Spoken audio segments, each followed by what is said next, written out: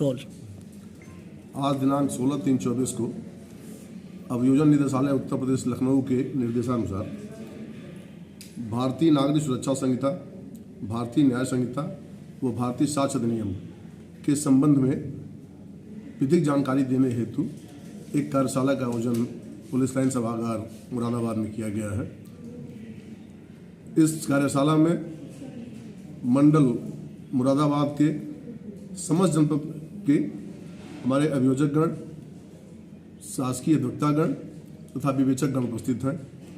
हमारे साथ अपर निदेशक अभियोजन जो प्रभारी हैं दिनेश मिश्रा जी मौजूद हैं, संजय टंडन जी जेडी बिजनौर, रोहतास पांडे जी जेडी रामपुर और अमरोहा के जेडी साहब मौजूद हैं यहाँ। इसमें हमारे द्वारा इस कार्यशाला में भारतीय नागरिक सुरक्षा संहिता के संबंध में क्या परिवर्तन किए गए हैं और विवेचना में कैसे उसको लाया जाएगा, इसकी जानकारी हमारे वक्ता शैलेश शेखर द्वारा दी गई।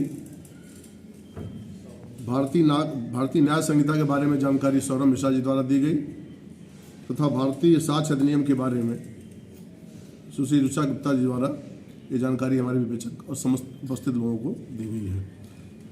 वर्तमान हमारे पास ये डीजीसी संवर्ग के मंडल के जनपदों के सभी लोग मौजूद हैं, जिसमें अमरोहा, मुरादाबाद, रामपुर, संभल और बिजनौर के सभी लोग उपस्थित हैं। इन जनपदों से विवेचकगण भी उपस्थित आए हुए हैं।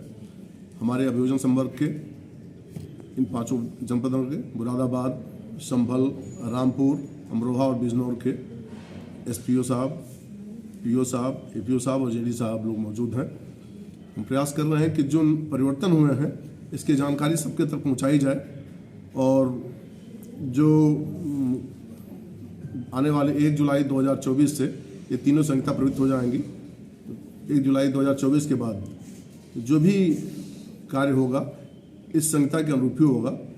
हम प्रयास ये कर रहे हैं कि हम अपने सभी विवेचकों से सख्त करें नए कानून की जानकारी दे करके।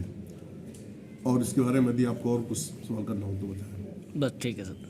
मूल रूप से जो नए संहिता लागू होगी उसमें क्या क्या समस्याएं किन किन को आएंगी, पहले से जो चली आ रही है उनमें कौन कौन से परिवर्तन कर दिए गए, क्या क्या मुख्य बातें हैं, कहाँ कहाँ किन किन परिभाषाओं को और उनके साथ उसी में दंड को समायोजित कर दिया गया है, इन सब के बारे में जो संबंधित व्यक्ति हैं उन सब लोगों को अवगत कराया गया। और पूरी उम्मीद है कि वो लोग 1 जुलाई से जब लागू होगा तो उसके बारे में काफ़ी हद तक पहले से स्पष्ट जानकारी रखेंगे ताकि उनको कार्य करने में सुविधा हो सके। ठीक है सर, धन्यवाद। चली आ रही थी। अब नए अधिनियम में किया गया उस धारा 2 को उसमें डेफिनेशन क्लॉज डाला गया।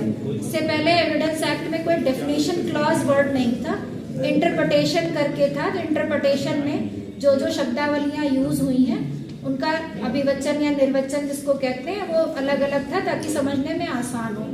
अब धारा 2 में स्पेशली हमें परिभाषाएं दे दी गई हैं। ये परिभाषाएं च से ठ है हिंदी में और ए से एल है। भाग जो है इसमें पहला 2 को। अब ये बताइए जब 106 क्लास 2 आ गया लेकिन इसका इम्प्लीमेंटेशन अभी तक नहीं किया गया, 1 जुलाई से लागू नहीं हो रही है। इसको जो है जो नोटिफिकेशन किया सरकार ने गजट में, इसको रोक रखा है, इसको स्टे किया गया है। सर इसमें आप लोग भी जान रहे हो शायद चक्का जाम का भी अभी हुआ था कि सब पूरे देश में सब जितने ड्राइवर्स थे बसों के ट्रकों के उन्होंने चक्के जाम कर दिए थे। इसमें काफ़ी समस्या का लोगों को सामना करना पड़ा। इसी को सारी चीज़ों को दृष्टिगत रखते हुए सरकार ने कमेटी बना रखी है इस पर विचार किए जाने के लिए। अब उसका जो भी कंक्लूजन रहा होगा उसके अकॉर्डिंग इसमें मॉडिफिकेशन होगा या जो होगा, लेकिन प्रैक्टिस में क्या होगा अब आप बताइए भाई विवेचक है आप लोग, कि जब तक ये एग्जिस्टेंस में नहीं आ जाती इधर